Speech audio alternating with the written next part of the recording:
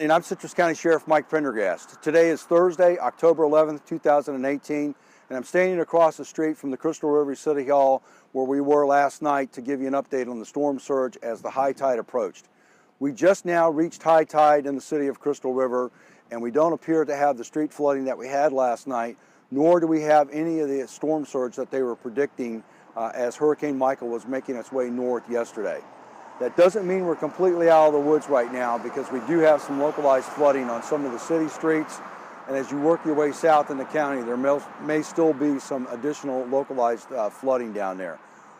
The Trinity is behind me.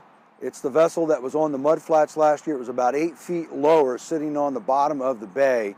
This year it's up high, and it's because the tides are a little bit higher than normal, and because the wind is being pushed onshore and pushing all that water back into Kings Bay.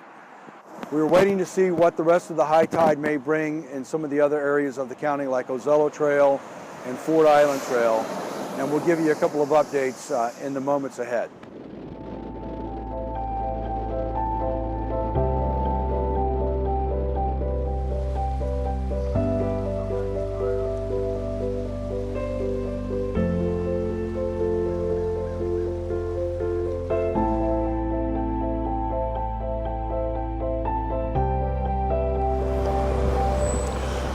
We're at the boat ramp in Old Homosassa down by McCrae's, and as you can see, the water has come way up the road here. The tide is on its way out. This is just to give you a perspective of what the storm surge looks like from October 11th, 2018.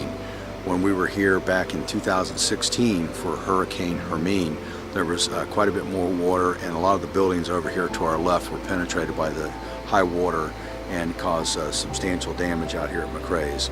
We don't believe any of these buildings have been penetrated, except for maybe down there by the boat ramp itself.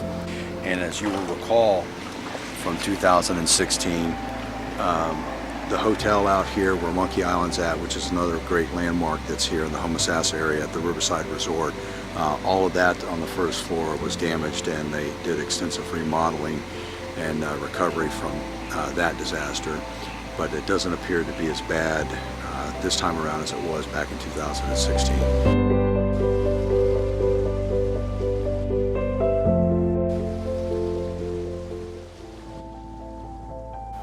We're now at the Mason Creek boat ramp in Homosassa, and normally the water is out about where that light pole is at a normal high tide.